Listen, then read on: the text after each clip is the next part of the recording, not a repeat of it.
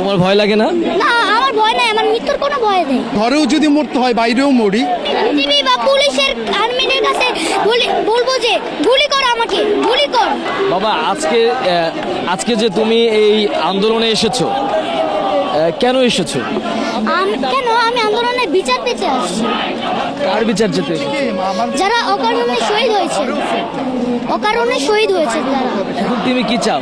এখন আমি চাই প্রতিবাদ।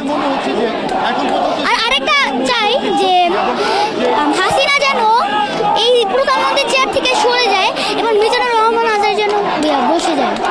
আচ্ছা, দুই ভাইরা দুই হাত প্রসারিত করে গুলি খেলো, তাদের ব্যাপারে কি বলবো? তাদের ব্যাপারে বলবো যে দোয়া করি যারা যেন জান্নাতবাসী হন, আর হাসিনা যেন জাহান্নামবাসী হোক।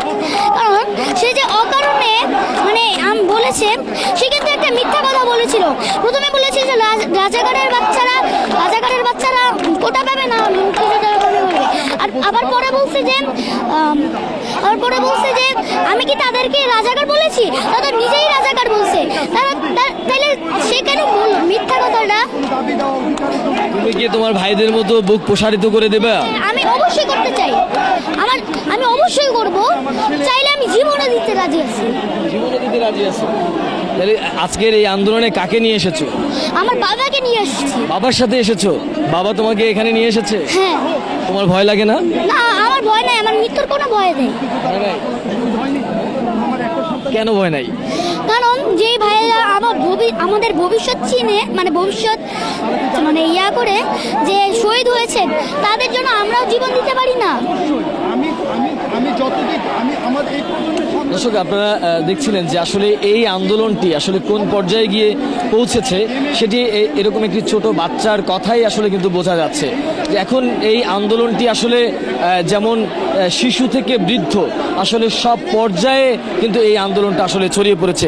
আমরা একটু এই যে শিশুটিকে এই আন্দোলনে নিয়ে এসেছেন তারই পিতা, আমরা একটু তার পিতার মুখ থেকেই শুনবো যে আসলে তার সন্তানকে নিয়ে এই আন্দোলনে যোগ দেওয়ার কারণটা কি।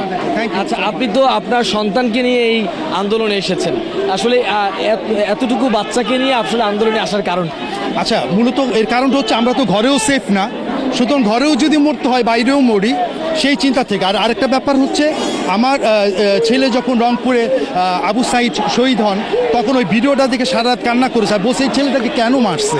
তখন আমি তাকে বুঝাইছি, বুঝানোর পর সে আমাকে বললো, বাবা এই আন্দোলনে যখনই মিছিল হবে তুমি আমাকে নিয়ে যাবা।